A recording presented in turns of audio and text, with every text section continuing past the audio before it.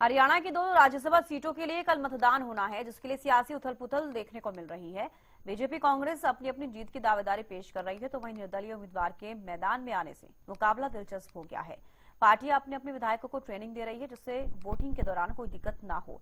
इसको लेकर हरियाणा न्यूज ने ग्राउंड जीरो से एक रिपोर्ट तैयार की है। देखिए। सत्ता की राहों में इम्तिहान की घड़ी है।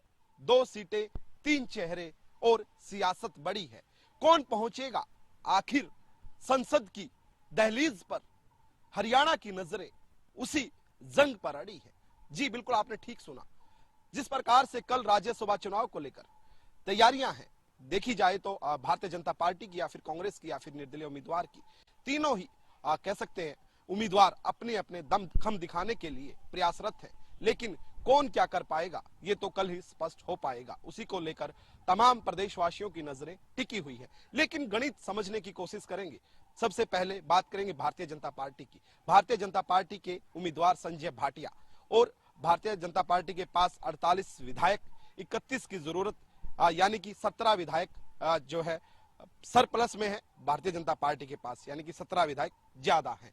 वहीं दूसरी ओर देखा जाए कांग्रेस पार्टी के पास 37 विधायक और 31 की जरूरत, यानी कि 6 ज्यादा है उनके पास भी, यानी कि पूर्ण बहुमत चाहे कांग्रेस की बात करें या फिर भाजपा की बात करें, दोनों के पास है। लेकिन लड़ाई कहां पर जो कह सकते हैं कि दिलचस्प हो गई, जब तीसरे उम्मीदवार निर्दलीय कैंडिडेट सतीश नांदल की एंट्री हुई। उनकी एंट्री से समीकरण बदलते हुए नजर आने लगे, और ऐसे में कह सकते हैं कि सतीश नांदल अपना दमखम ठोकने लगे कि मैं भी जो है जीत हासिल करूंगा। तो ऐसे में समीकरण जैसे बदले, क्योंकि जिस प्रकार से 17 वोट बीजेपी के पास ज्यादा हैं, 3 निर्दलीय, यानी कि 20 वोट सतीश नांदल के पास हैं। वहीं बात की जाए इनेलो की, इनेलो ने अपने पत्ते नहीं खोले। अगर इनेलो निर्दलीय को समर्थन देती है, क्योंकि जिस प्रकार से कांग्रेस और भाजपा दोनों के खिलाफ इनेलो जाती हुई नजर आ रही है, तो ऐसे में अगर निर्दलीय कैंडिडेट को समर्थन देती है, यानी कि 22, यानी मात्र 9 वोट और चाहिए सतीश नांदल को जीत हासिल करने के लिए। तो ऐसे में सतीश नांदल भी अपनी पुरजोर तैयारी कर रहा है। वहीं कांग्रेस की अगर मैं बात करूं, जिस प्रकार से 2016 का स्याही कांड और 2022 की स्थिति, उससे स्पष्ट होता है कि कांग्रेस के अंदर जो कह सकते हैं कि डर बना हुआ है, और उस डर के माहौल को देख पा रहे हैं कांग्रेस के विधायक शिमला के अंदर मौजूद है। 31 विधायक शिमला के अंदर पहुंचे हुए हैं।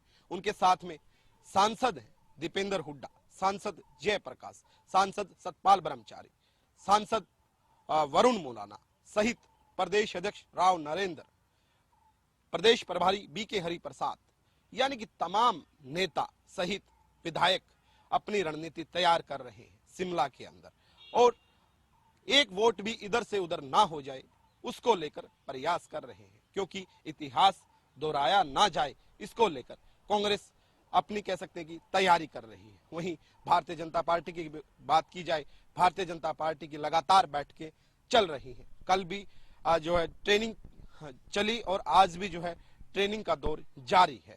खुद मुख्यमंत्री नायब सिंह सैनी तमाम विधायकों और मंत्रियों के साथ बैठक कर रहे हैं, और तमाम तैयारी कर ली गई है। कल मॉक ड्रिल की गई, वहां पर वोट कैंसिल हुए कई मॉक ड्रिल के दौरान, तो वो किसी भी प्रकार की वोटों में दिक्कत ना आए, उसको लेकर तमाम तैयारियां की जा रही हैं। भारतीय जनता पार्टी की बात करें संजय भाटिया, कांग्रेस की बात करें करमबीर बौद्ध, निर्दलीय की बात करें सतीश नांदल, तीनों उम्मीदवार कह सकते हैं कि अपना दमखम दिखाने के लिए पुरजोर तरीके से तैयारी कर रहे हैं। लेकिन आज का दिन काफी अहम और आज की रात काफी अहम, क्योंकि कल जिस प्रकार से इलेक्शन होना है और उसके बाद जो परिणाम आएंगे वो स्पष्ट कर पाएंगे आखिर स्थिति असली मायने में क्या थी। लेकिन आज की अगर बात की जाए, कोई भी कह सकते हैं कैंडिडेट आज के दिन और आज की रात कह सकते हैं कि पूरी तैयारी के साथ जो है जुटा हुआ है। वीडियो जर्नलिस्ट जसवीर के साथ प्रदीप शोकंद, हरियाणा न्यूज, चंडीगढ़।